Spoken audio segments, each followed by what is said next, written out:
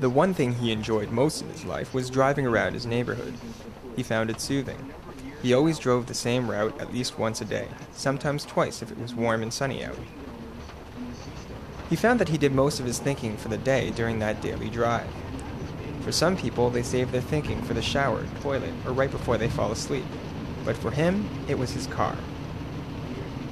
Sometimes he would think about deep and meaningful things, like the vastness of the universe and the nature of humanity. Other times he would think about things that amused him, like the sound the machine made when he checked out books from the library. Yesterday, he thought about owning a mansion with 365 bedrooms, so he could sleep in a different bed every night for an entire year.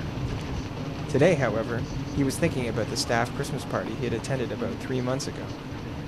He was remembering how he stood at the bar, smoking a cigarette and nervously turning his glass of scotch.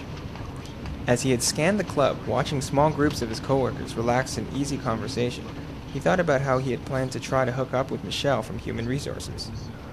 Although his dialogue with her had mainly been restricted to work-related conversations and the occasional, "Hey, how's it going?" as he passed her in the hallway, he had envisioned that that night, at the staff Christmas party, he would impress her with his knowledge of art and literature and his semi-serious attempts at photography.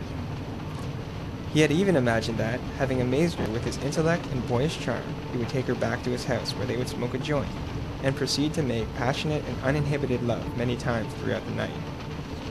However, once he found himself in actual conversation with her, he had become nervous, afraid of saying anything beyond pleasant small talk for fear of appearing like a sleazy guy looking for an easy lay.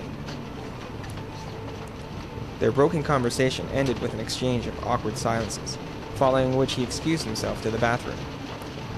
Later that night, he watched as Steve from Client Services succeed where he could not. Steve, successful for his young age and incredibly good-looking, if the girls at reception were to be believed, wound up leaving the party with Michelle, much to his dismay. Shortly thereafter, he had hailed a cab and headed home. He was halfway there before he had to get out and vomit in the alley behind the 24-hour grocery store.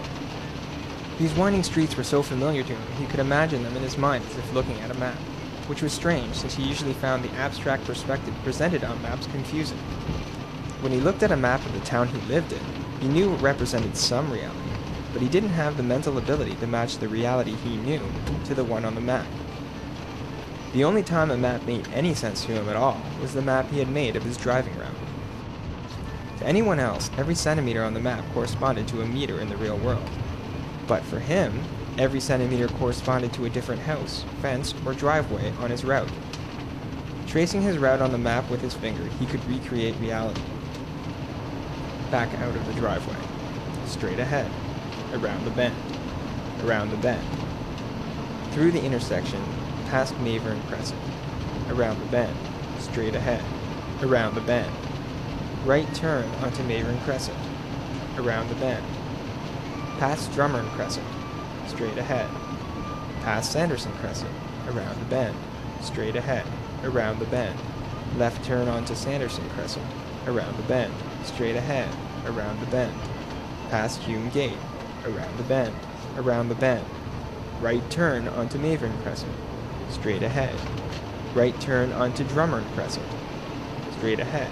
Pull into driveway. Stop.